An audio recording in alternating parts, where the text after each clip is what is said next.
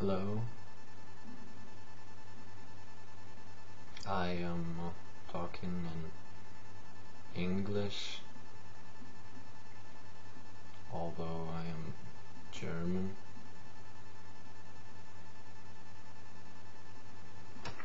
And since nearly every German person on the internet made one of those learning German videos, I decided to do my own one. But since I don't quite understand the German language myself, all the grammar stuff and so on, I decided to make a video about another aspect that could be interesting for you guys, because everyone who learns a new language has the goal to be able to communicate in a country where this language is spoken. And on the other hand, everyone is trying to make the smallest effort possible when learning this language. And so I thought, how could an English person, an English or American, so English native speaker, make the smallest effort possible when trying to learn how to communicate in Germany? And then I came across the so-called Germanisms. These are words that are German words originally, but they are used with the same meaning and the same word, the same words in English.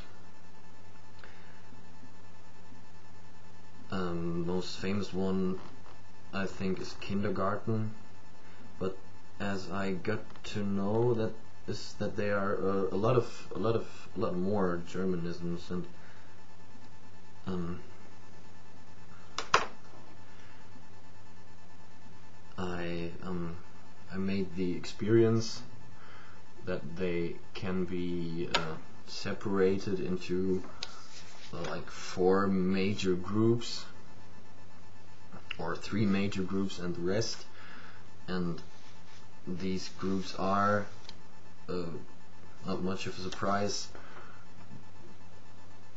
German. Anyone actually read this? German folklore, and then eating and drinking, and of course, last but not least, war and Nazis, and the rest. First group would be German folklore, kind of random mixture of mostly very old-fashioned German words that nobody actually says in Germany, but everybody will understand them if you use them, and they would be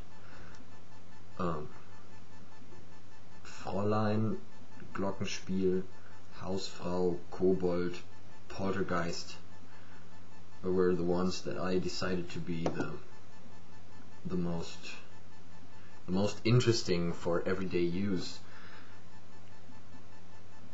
And next group, eating and drinking, of course, Bratwurst, and then Lebkuchen, Müsli, Pils for a special type of beer, Brezel, Schnaps, Schnitzel,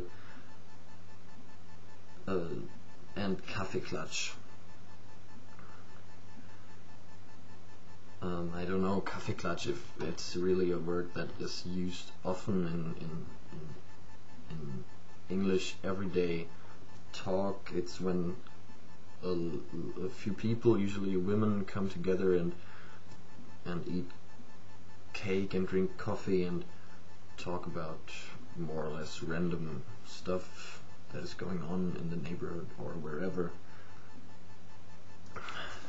Third group, war and Nazis, of course, Krieg or Blitzkrieg, Führer, Nazis and Panzer. And then the rest, Abseiling, Doppelgänger, Gesundheit, Quarz und Über. And then I tried to make up sentences that you could use when you're in a German-speaking country, using these words to communicate with others. And the sentence that I made up from the war and Nazi words was, would you be my Führer, cause I lost my Panzer and can't find the local Blitzkrieg. I don't know if any one of you will ever come into a situation where this sentence is actually useful, but maybe on some kind of metaphoric way you can use it sometimes. I don't know. Next one would be the rest words, and I made up the sentence, I can't go abseiling because of my Gesundheit, so I'm sending my Doppelgänger.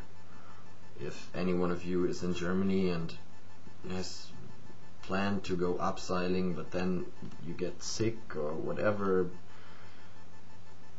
or you just don't feel like going abseiling anymore, and you need to explain why, you can say that you just send your Doppelgänger even though you don't really have one.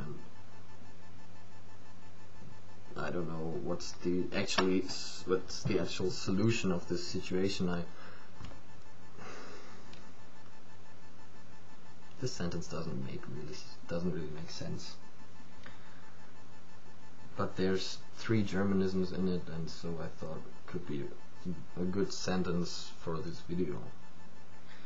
The next one, I kind of combined the folklore words and the eating and drinking words, and I came up with the sentence, hello Fräulein, I want you to be my Hausfrau, so you can make me Schnitzel, but don't you do any Kaffeeklatsch.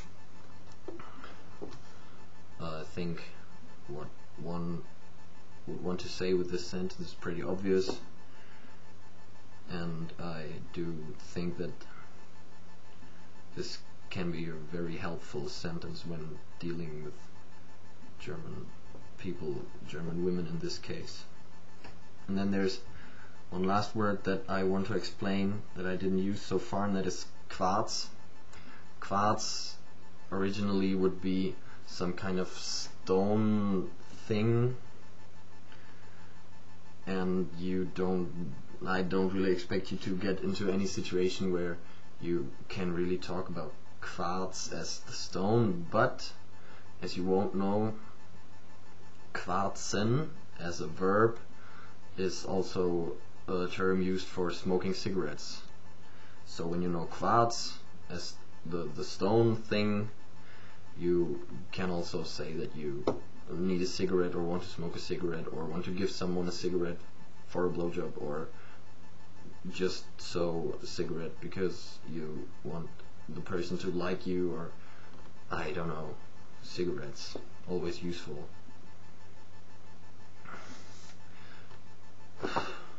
I would be about finished,